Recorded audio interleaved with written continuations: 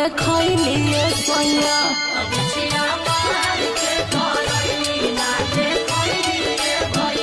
तरवा बिचली अंगुरिये में धसलिए सैया